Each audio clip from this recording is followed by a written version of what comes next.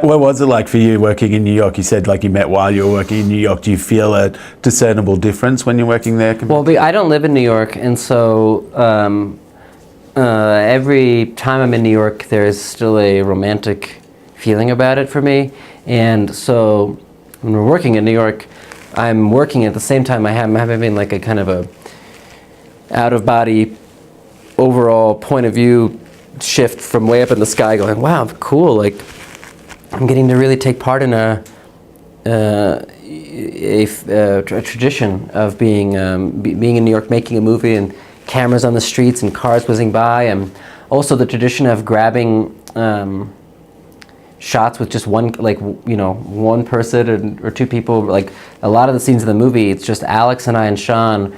Sean would, like, the cinematographer would like put a jacket over the camera and just walk into the subway and just stealing shots. And that was very exciting because that felt like something I had read about other people doing. Yeah. And so it for someone that's not from there and who likes movies, you definitely feel like you're plugging into something almost like an ancient thing. I also don't think it's often that a character has a middle name. Yeah. Yeah. And yes. So for you, yes. I kind of think that adds. Yeah, that's why I took the part. Yeah. Yeah. I was like, oh, I've never done that before. What was it? You hadn't worked with Elizabeth Moss before either? No, I knew Elizabeth actually when I was younger in Los Angeles. When I was like exiting my teenage years, and she was like close to exiting them. We were friendly, had some mutual friends, and she was always so nice and talented, obviously. And then when she had the success at Mad Men, I mean, it was like I felt sort of was like, oh, she probably never remember me, but I used to know her a long time ago. And when Alex said that Elizabeth was going to be in the movie, it was I thought it was perfect casting. She really, not only is she incredible actor, I mean, she has a very like easygoing way about her as a person, and I think when you're making a movie and her, like it was very fast, it was a very long script, and we had a lot of time to shoot it, but it would have been nice to have a few more days. So we were going very quickly, and you kind of need people who have a very positive spirit going into that. Yeah. And she's just she really, I think, helped facilitate an easygoing filmmaking experience for everyone, the crew and everybody. And Jonathan Pryce is your enabler / mentor. Yeah. We were both super fans of him. Did you know him before? I'd never met him before, no. I had never met him, and, flash forward, I'm like, oh my God, Jonathan Pryce is a legend. Flash forward to 2 nights ago, he's calling me, I'm declining his call. It just shows you how life changes, No, he's just, he's a legend, and it was funny because we were talking about it last night at the Q&A of the movie. I realized that with Elizabeth, we spent basically 2 weeks together before shooting talking about our character's relationship and really kind of hashing some stuff out. And then with Jonathan, I think I'd worked so hard with Elizabeth, I forgot about the Jonathan. And because someone in the audience asked, what did he and I do to prepare for our relationship in the movie? And Jonathan said nothing. We didn't even talk about it. And that's amazing that I realized that we never had time together. We just sort of started going. And obviously it shows you how amazing he is, that he could just, he just comes right into the movie and he's just amazing. Yeah, but your scenes with him were almost filmed in chronological order. That's true, yeah, that's true. His first day is the first time that the Phillip and I characters meet. And we were like, this is going to be great. Like, what a perfect first day, because the first thing we're filming with you two is you coming to his house and meeting for the first time. And I think that there is an unreplicatable sense of anxiety and nervousness in Jason in that scene that just is because that was day 11 or something, and we had spent days 1 through 10 just in an apartment with Elizabeth, and it was just, she had set this tone and we were collaborating, and then she was done, and then his day was his first day.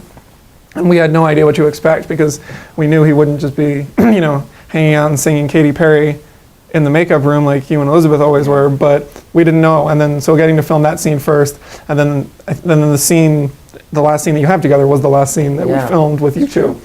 So it really, the relationship did unfold quite naturally, and I think that as the characters grew to really respect and feel comfortable around one another, so did they, because, and then right in the middle of it was when we filmed like the parts where he's opening up to you and being emotional. Yeah. Like those are like his 4th and 5th days. Yeah. Well, it must be cool also about Sundance, other than obviously just the epic nature of having that name attached to the movie, is that when you were together before as the quote-unquote movie family making the film, you were all working towards something and on characters, and you had this thing hanging over you.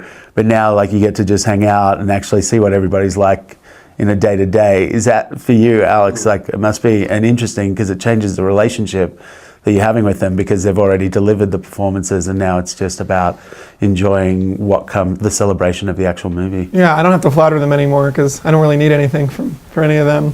But no, I mean, it's crazy. Like, we spent weeks together. I still ask for notes, like, just had a coffee and he came up, he said that was really great the way you drank that coffee. The Q&A, you're like, I'm gonna try that again, guys, sorry. Yeah, sorry, was that a good answer?